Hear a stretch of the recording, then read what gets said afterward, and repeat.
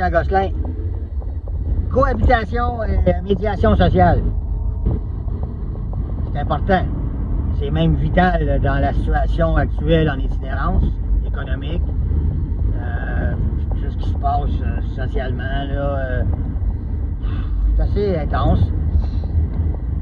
Le simple fait que l'itinérance est en explosion exponentielle mondialement en même temps mérite qu'il y ait des questions qui soient posées.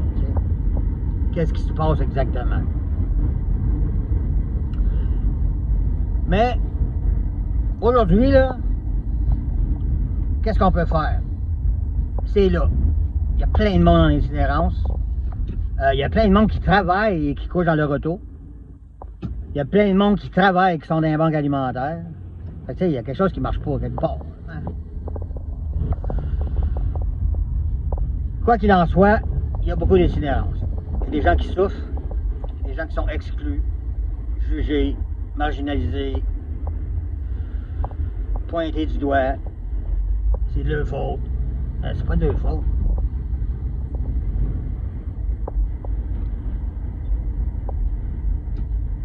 C'est ça qui se passe partout dans le monde en même temps, là. Ça fait que, à un moment donné, là. Fait qu'est-ce qu'on fait? Ben, faut d'abord accepter que c'est là, que ça existe, qu'ils sont là, ces gens-là, puis qu'il faut cohabiter, là. Ça veut pas dire que je veux qu'ils viennent tous planter leur tente dans ma cour. Non. Ça veut pas dire que je veux qu'ils viennent rester chez nous. Non. Mais il faut faire quelque chose. C'est sûr que ça prend du logement social, ça c'est clair, clair, clair, clair, clair. Comme j'ai un ami qui dit, l'itinérance, c'est pas juste un problème de logement, mais c'est toujours un problème de logement. S'il n'y a pas de logement, on peut rien faire. Tu sais, puis j'en ai parlé avant aussi, dans une autre vidéo.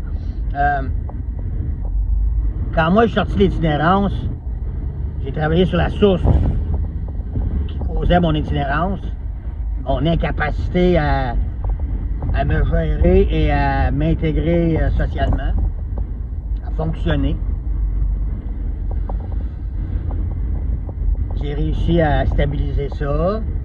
Et là, je me suis trouvé une petite chambre, après ça, une meilleure chambre, après ça, un petit logement. Tu sais, c'était faisable. Dieu merci à l'aide sociale pour mes dernières années de débauche et mes 2 premières années de rétablissement. Il a fallu que je me solidifie émotionnellement avant d'être capable d'aller fonctionner. Parce que ma priorité numéro 1 était de ne pas prendre mon premier verre. Et pour ça, je devais stabiliser tout mon système émotif, là, mes réactions. C'est un travail de longue haleine parce que j'ai commencé à consommer à outrance très très jeune. Fait que c'est ça.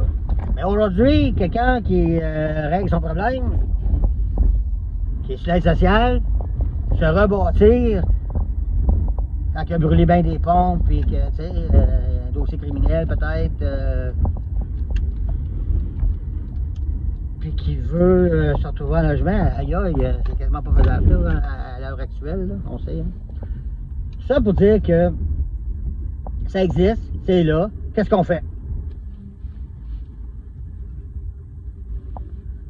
Faut apprendre à vivre ensemble là, pour le moment, là, puis s'entraider. Mais ça ne veut pas dire normaliser l'itinérance. Si on a besoin de normaliser quelque chose, c'est parce que c'est pas normal. Essayons de s'endurer un peu.